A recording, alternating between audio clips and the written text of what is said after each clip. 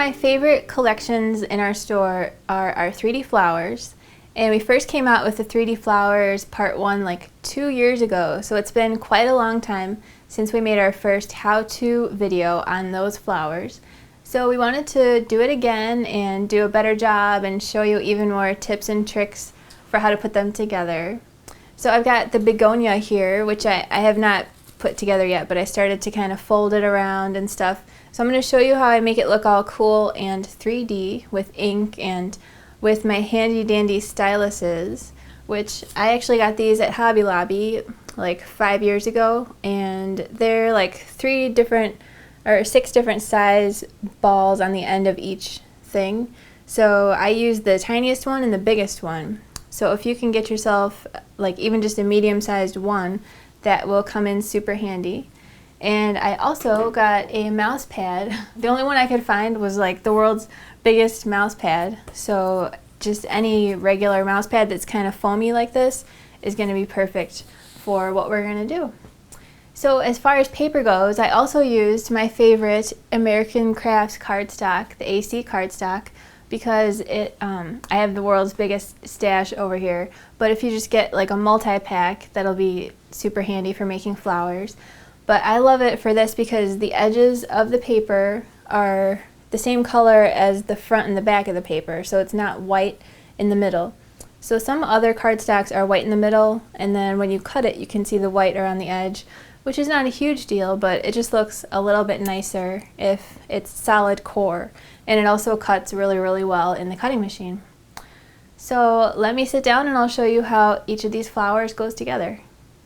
Okay, so here are all the pieces for my Aster flower, also known as a bachelor's button.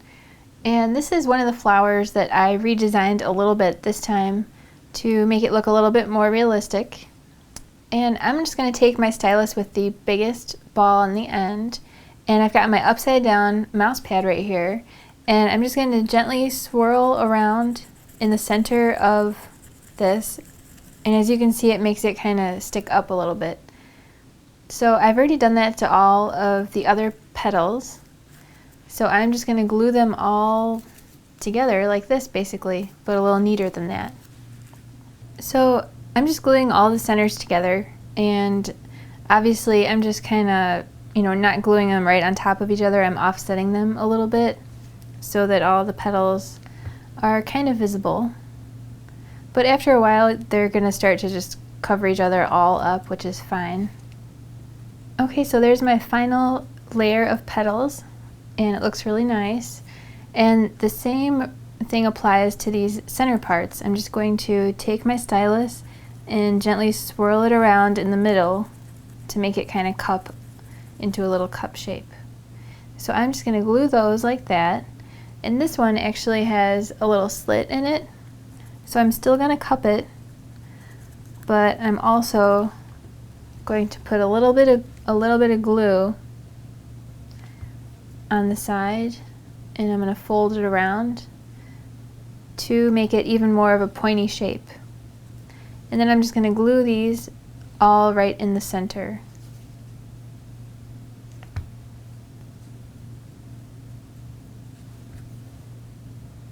Now the leaves on this are optional, but you're just going to gently fold them in half. I'm not going to crease them real hard, I'm just going to gently, like barely fold them. I'm just going to put a little bit of glue here, and then most of the leaf is going to be covered up by the flower. You could put it as far out as this or put it a little further in. I kind of like it a little further in, so I think I'll do it like that. So I'm actually going to put glue more up here. And it's totally up to you how you want to do the leaves. You could leave them off.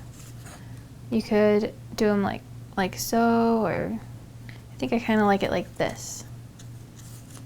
Okay, so there's our Aster. Looks nice. So up next we have our Azela. These are all the pieces for it. And first I'm going to do my little cupping technique in the center. I've already done it to this one. Then I'm going to take it and I'm going to use my stylus to curve the whole petal. So I'm just gently curving it like this. I'm going to do that to both sides.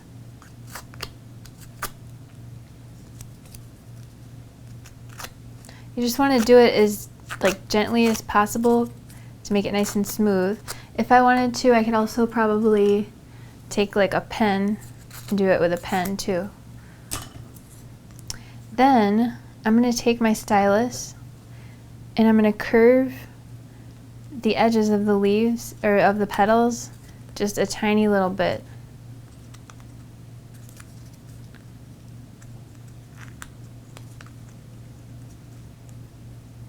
It's like barely noticeable, but it adds a really nice little touch. So I've already done that to the other petals. I'm going to gently curve the leaves just a little bit. And I'm going to do my cupping technique in the center of the center part here. And then I'm just going to glue it all together. So I'm just going to put glue right there. And then I'm going to place this petal here. And since there's 5 petals, I want to put them in a flower shape. Then I'll just put glue here in the center again, and I'll put this final petal right here. Since my stylus is handy, I'm just going to hold it down with my stylus right there while it dries. Then I'm going to take this center part, I'm going to put glue on the bottom, and I'll just put the glue on the bottom right there, and then I'll just put it right in the center, and I'm going to hold it down with my stylus while it dries. So it's still drying a little bit.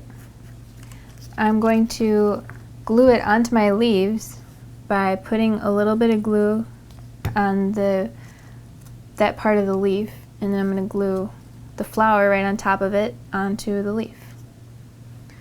So for the other leaf, I'm just going to put glue in the same place as the other one, and I'm going to glue it right to the flower, and I'm going to hold it down in the center while it dries. So there's our azalea. Looks very nice. Okay, so here are all the pieces for my begonia, and I've already done what I'm going to do to some of these little pieces here. I did my cupping technique in the middle of each set of petals. And obviously the bigger ones are going to go on the bottom, right on top of the leaves. But first, I want to bend these edges a little bit, which I can do with my fingers, but I think it might look a little bit more clean and smooth if I possibly do it with my stylus by just curving it. Actually, I think either way is going to work. So whatever you feel works best for you is totally fine. So I'm going to go ahead and do that to all of my petals. And I already did my cupping technique in the middle to kind of make all the petals pop up a little bit. So I've already done that to the leaves. So I'm just going to go ahead and put a dot of glue in the middle and just glue that first layer right there. And I'll let that dry. I've already done it to the next biggest set of petals, so I'll go ahead and put that in there too. And I'll just offset it a little bit and let that dry down in there. So it's starting to look really nice. And you know, all I did was I barely just kind of curved the edge over a little bit, and it gives it such a nice touch because you've got all the different petals, different sizes coming out. It just really looks like, looks pretty natural, so it adds a nice touch. Now this would definitely look really cool on top of a cute little gift box with a ribbon, or on a cute little gift bag. So there's my cupping technique. Actually, this one's a little bigger, so that's going to go next. So I've already done the cupping in the middle, so I'm just going to curve the edges a little bit. And actually, I already rubbed a brown ink pad around the edges of most of these petals here on this flower, which also adds a nice touch.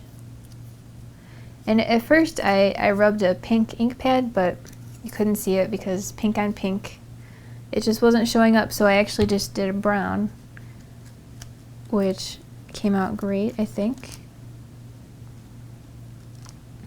Now I think I probably could have used a pop dot underneath here actually, which I think that would look cool. So I'm going to pull that off.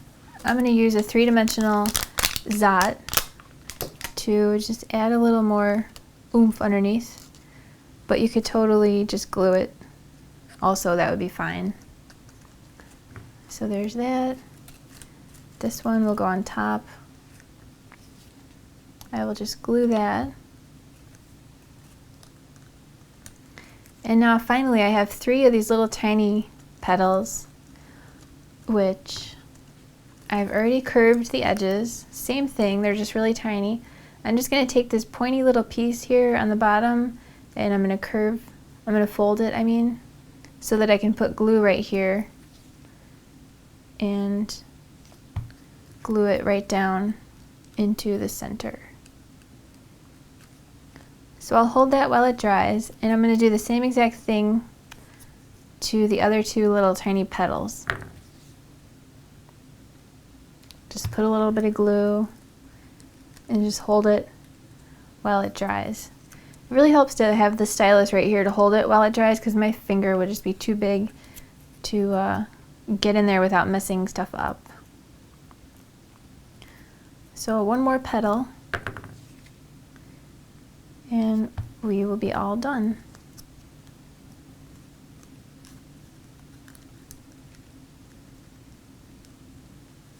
So there we go. I've got a little bit of glue that I can see in there, but it's going to dry clear. It's not a big deal. Actually, I'll just see if I can scrape out the glue that's hanging out down there, just to make it even more finished. But like I said, it dries clear, so it's not a huge deal. Okay, so there's our begonia. It looks really nice. Here are all the pieces for my camellia flower, and I've already cupped the center. I'll just do that to the center too. So those are ready to go. I just folded the leaves like real gently. I didn't crease it real hard, just gently folded it. And for the bottom layer, which is the biggest, I'm going to gently fold that a little bit in half too, but I'm not going to crease it. And then I'm going to fold the edges of the petals over with my stylus or just with my hands. And that will get glued right to the leaves, like so. And while that's drying, I'm just going to curve these petals like this. They could go the other way too, that would be fine. If you want to get creative, you could just go on your computer and do a little search on Google or whatever for the type of flower that you're making and just see what some of them look like, and just try to go for a different look or do it exactly like me. Either way. So I'm going to use a pop dot underneath because they're both so like large and flat. I would like a little dimension under there. So I'll just put it down and kind of offset it a little bit. And then next I have this piece. So as you can see, it's curved that way. So I'm going to do the same thing again with my stylus and just curve it. Curving it away from myself. I'm trying to make it as smooth as possible. And then I'm going to just bend it in a little bit at the base of the petal. Then I'm also going to do my little cupping technique in the very center.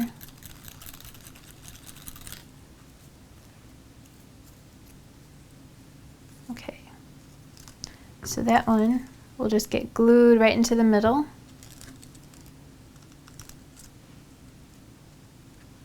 And then I've already done the same thing to the smallest layer of petals. I just curved them away and I did a little cupping in the middle.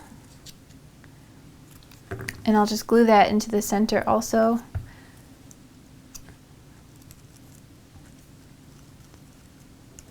And then I've got my two middle pieces, which I will just glue also right into the middle.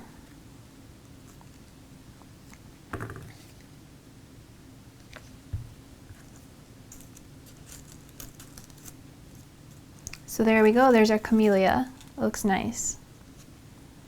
So here are all the pieces for my Cosmo flower. And the leaves on this one are pretty interesting. And you know, when they're just plain and flat, they look kind of lifeless. So I took my stylus and I bent some of the leaves in different directions. I could also just use my fingers and bend some of them towards me, bend some of them away from me, and then also leave some of them just plain and flat. So that makes it look more lifelike. Then for the petals, I'm going to gently fold it in half. I'm not really going to crease it, just gently fold it. And then just do maybe a little bit of this cupping, but not too much because it's kind of a flat flower. So I will just curve this in half. And Cosmos come in so many different colors. You could also make this in hot pink or light pink, I think white maybe. So I'll just glue these two together and I'll offset them so that you can see all the petals. And then I will glue that right to the leaves. And then for these center pieces, I've already done my cupping on most of them, but I'll just take my stylus and go around in the center. And then I'll glue them from largest to smallest right in the center. And I'll hold it down while it dries a little bit. And I did the least amount of cupping on the one that I know is going to be on the bottom, because if it's kind of flat, that's fine. And then I tried to make them more and more curved as I went up to the smallest one. And I can even take my fingers and just kind of like really scrunch it in together. And I'll just push it down as it dries. And here's the tiniest one. It's going to go right in the middle. And all those little layers really make it look nice and lifelike. So there's our Cosmo. That looks really nice. Next we have our daffodil pieces. And for the leaves, again, I'm just going to gently curve it into a, not crease it, just curve it in half. And I did the same thing for all the petals here on this large piece. And that will just get glued right to the center, goes right on the center there. And this would be so fun to play with for spring, because I know it's super exciting to see daffodils in the spring. So this is another piece that I redesigned a little bit for this new release of the 3D flowers. This piece, you're going to just put a little glue on this tab here, and then curve it around and hold it for a few seconds while it dries.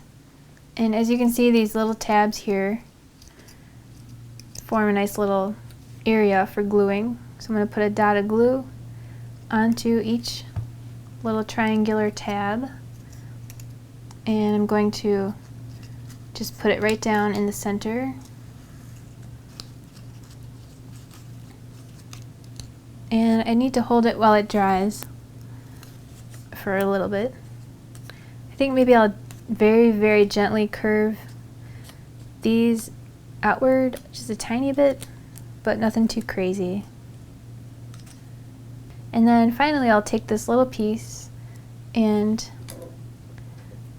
I think I will use my stylus to help me curve it around itself into a little circular shape so it'll fit down in there.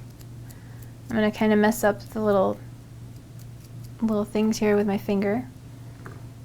And then I'm going to just put a line of glue around the edge, and then I'm going to just hold that while it dries. So I'm just going to hold it for a few seconds while it dries, because it's kind of an odd thing that I glued there. But once it dries, it'll be totally fine. So here's our finished daffodil. It's really cute. It would be really fun on a spring project. Here are all the pieces for the Echinacea, and I've already done this set of petals, so I'll show you this one.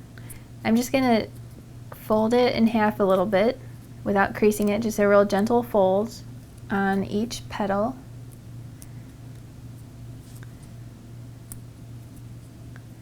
And I'm also going to kind of curve each petal a little bit at its base.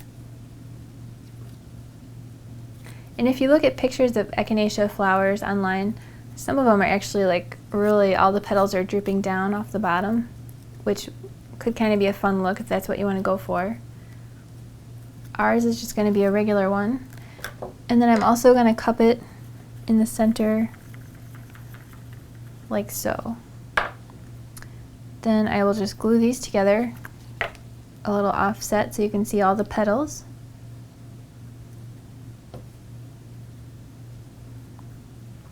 And then for the leaves, I did the same thing again where I curved some of them towards me, some of them away from me, and some of them are flat. And again, that just makes it look a little more lifelike. And if I would just leave it flat, it would not look as cool. So we'll just glue those in the middle. And then once again, I have all these little pieces. This time they're brown and they're a little bigger, but I just did my cupping in the center of each little shape, and I will glue them all into the center in order from largest to smallest. And now these final pieces have a little slit in them, but I'm not gonna worry too much about gluing them closed because they work just fine. If I just the slit in there allows me to just kind of curve it around even more, but I don't need to glue it closed. I'm just going to glue it right in there, and I'm going to hold it while it dries. So there's our Echinacea. Here are all the pieces for my pansy, and on this bottom part I'm going to just draw some lines on here like this with a marker that's the same color, just a little purple on purple. And I'm just doing like 2 or 3 coming off onto each little petal here. But when you're making your pansy, you can definitely do a Google search on pansies and take a look at some pictures while you're doing it, because there's all kinds of different looking pansies. So on these petals, I'm going to curve the edges of each one away from me with my stylus, just to give it a little bit more dimension. And I'm going to really gently cup it in the center also, just to make it curve in. And then these petals, I also curve them away from me, and I'm going to glue those both in the back like this. So I'll just take one little dot of glue, and since it's such a small amount of glue, I'm going to hold it while it dries.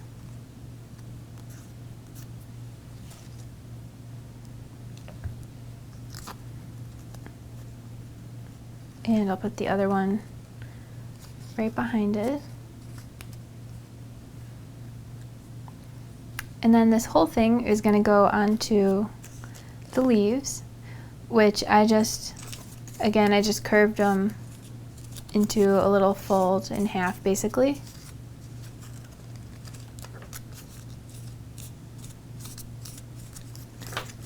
And I'm just going to glue them like this.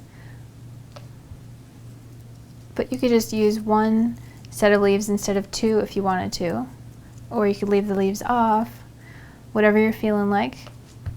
Then I'll just put a little bit of glue in the center and glue this right down in the center. Then for my final step for my pansy, I will just put this little yellow piece in place in the center. Okay, so there's our pansy. That would also be really cute for spring, to like cover the top of a box with a bunch of different colors of them or something.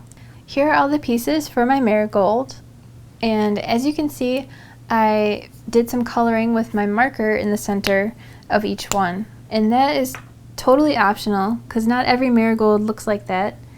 But to do that, I just drew a little outline and then I'm going to color it in. And my little outline is just like 1/8 of an inch from the edge all the way around the petal, and then I color the whole thing in.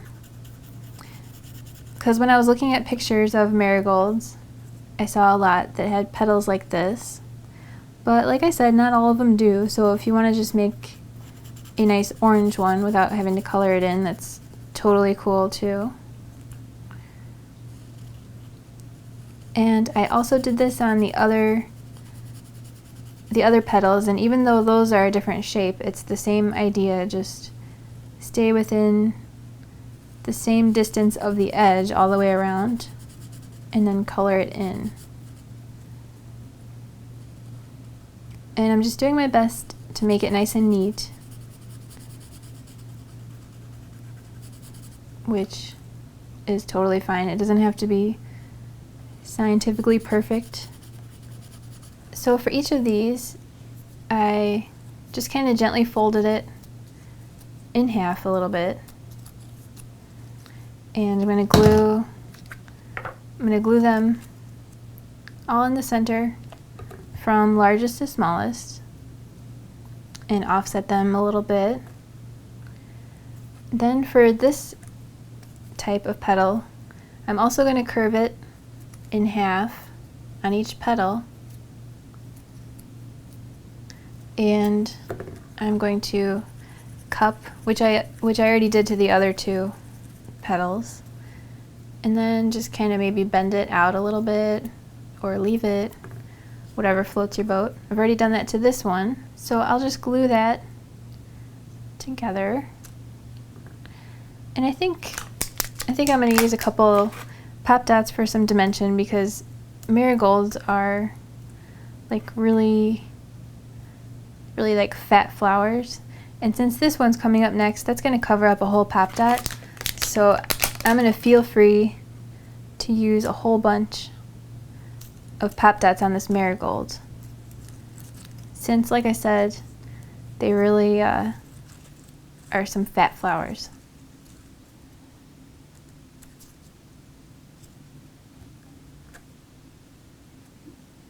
And I've already cupped that one in the center, so now I'll just cup these final little small pieces.